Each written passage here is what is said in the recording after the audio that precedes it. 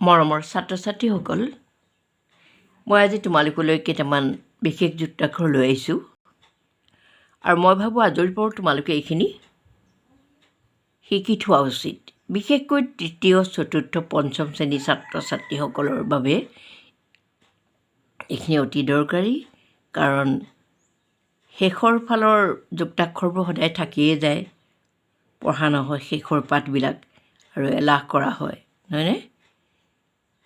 আৰু তোমালোকে কেতিয়াবা বানানবোৰ লিখোঁতে তোমালোকে সমস্যাৰ সন্মুখীন হোৱা, নহয়নে বাৰু? ঠিক আছে, তেন্তে পলম নকৰি আৰম্ভ কৰোঁ।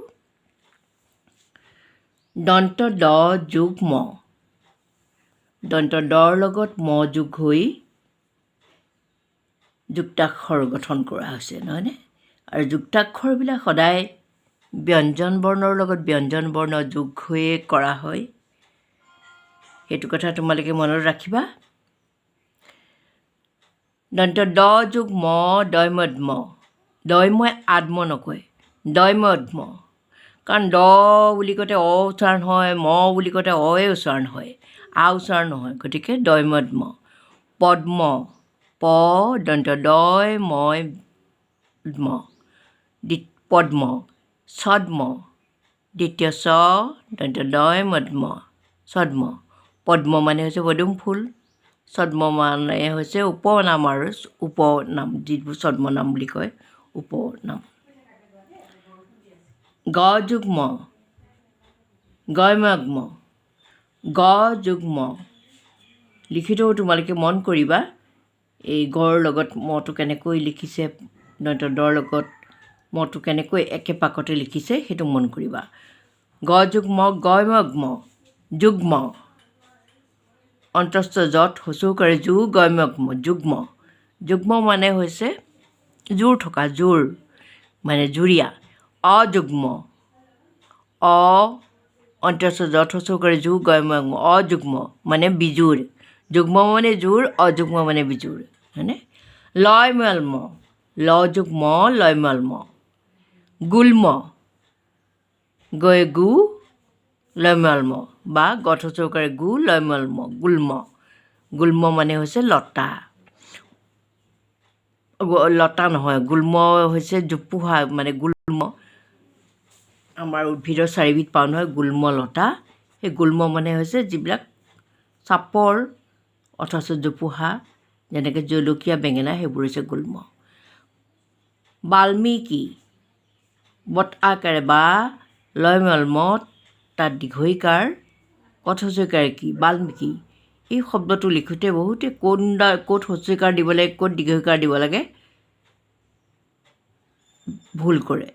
বহুতে লয়মল্মত হস্যইকাৰ দি দিয়ে আৰু ক'ত দীঘৈকাৰ দি দিয়ে, বাল্মীকি।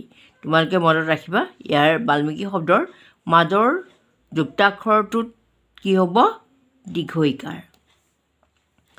আকৌ এইটো এটা বিশেষ যুক্তাক্ষৰ, হ যোগ ম, হয়মহ্ম, নহয়নে? দেখাত ক্ষৰ নিচিনা লাগিছে, নহয়নে? ক্ষৰ নিচিনা লাগে, তোমালোকে সেইখিনিতে ভুল কৰি দিয়া, ক্ষ বুলি ভাবা।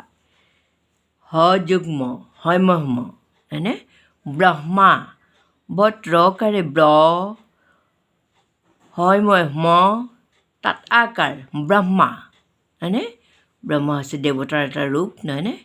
আৰু ব্ৰহ্মাণ্ড বুলি ক'লে গোটেই পৃথিৱীখনৰ কথা বুজায়। এই ব্ৰহ্ম শব্দটো কম ব্যৱহাৰ হ'লেও কিন্তু বিশেষ বিশেষ স্থানত ব্যৱহাৰ কৰা হয়। আৰু তোমালোকে বানানটো লিখোঁতেও ঠিকে লিখা কেতিয়াবা, কিন্তু ভাঙিবলৈ দিলে তোমালোকে গণ্ডগোল কৰা। এইটো মানে হেৰি বুলি নাভাবা, তোমালোকে হ যোগ ম বুলি নাভাবা, সেইটোৱে তোমালোকৰ গণ্ডগোল। ব্ৰহ্মপুত্ৰ, বত্ৰকাৰে ব্ৰ, হ যোগ ম, হয়মহ্ম, এইটো হয়মহ্ম, পথচুকাৰে পু, তৈৰেত্ৰ, ব্ৰহ্মপুত্ৰ। ব্ৰহ্মপুত্ৰ হৈছে আমাৰ অসমৰ ডাঙৰ নদ, নহয়নে? ব্ৰহ্মপুত্ৰ, তাক কি বুলি কোৱা হয়, ব্ৰহ্মপুত্ৰৰ নাম কেনেকুৱা হয়, ব্ৰহ্মাৰ পুত্ৰ কাৰণে ব্ৰহ্মপুত্ৰ হ'ল। ন্য যোগ প্ৰথম ছ, ন্যসঞ্চ, এইটো দেখিছেনে? ন্য যোগ প্ৰথম ছ, ন্যসঞ্চ, লিখোঁতে কেনেধৰণে লিখা হয় চোৱাচোন নিয়ৰটোৰ এনেকৈ নৰ নিচিনাকৈ এনেকৈ আনি একেপাকতে তোমালোকে লিখিবলৈ চেষ্টা কৰিবা মঞ্চ ম ন্যয়ঞ্চ হয়নে নিয়ৰ প্ৰথম মঞ্চ মঞ্চ মানে ইংৰাজীত কোৱা হয় ষ্টেজ হয়নে গুলঞ্চ গু ল ন্যয় প্ৰথম চঞ্চ গুলঞ্চ গুলঞ্চ হৈছে এবিধ ফুল আৰু ন্যয়ঞ্চ দি কি হ'ব পাৰে শব্দ বাৰু অঞ্চল সঞ্চয় হয়নে ক্ৰৌঞ্চ ক্ৰৌঞ্চ মানে কাউৰী হয়নে এই এনেকুৱা ধৰণৰ শব্দবোৰত এই যুক্তাক্ষৰটো দৰকাৰ হয় গতিকে তোমালোকে এনেকৈ অলপ অলপকৈ শিকি থাকিবাচোন শিকাৰটো শেষ নাই হয়নে আমি আজিও শিকি থাকোঁ তোমালোকেও শিকি থাকিবা শিকাৰ কোনো বয়স নাই শিকাৰ কোনো শেষ নাই গতিকে মই আশা কৰিছোঁ তোমালোকে এই ভিডিঅ'টো চাই ভাল পাবা আৰু আটাইবোৰ কথা ভালদৰে মনত ৰাখিবা